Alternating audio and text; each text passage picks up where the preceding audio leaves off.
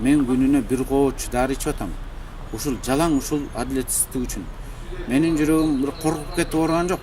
Менин жүрөгүм адилетсиздиктен, ушул теңсиздиктен, мыйзамдар иштебей атканынан сыздап отуруп ушундай ооруп атат. 386 миллион деп суммасын фиксировать ете алышпады. Анан кийин ошо оборудованияны алып койгондон кийин ошо суммага подгонять этишти да, мындай проектинде подгонять этишти. Ошондуктан ошо материалдардын баалары ушундай болуп чыгып атат да. Эгерде если жакшылап карасаңар, ичинде гемпрост эле бар $600. Обыкновенный эле плоская губка. Обыкновенная плоская губка. $600 деп эметкен. Андан башка жанагы өзүңөр түшүнөт болушуңарга талёшка деп коет го, тал. Баягы көтөрө турган 3 тонналык, 1 тонналык мисалы. Ошолор деле бар, алар деле 15 миң, 17 миң доллар деп.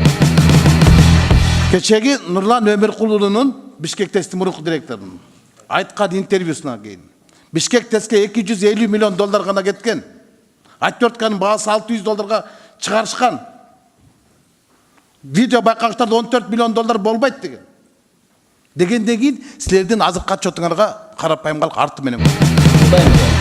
Бул биздин контрактный соглашениеде көрсөтүлгөн. Бул курулуш керек эле. А эми бул эмнеге жок? Ошону бул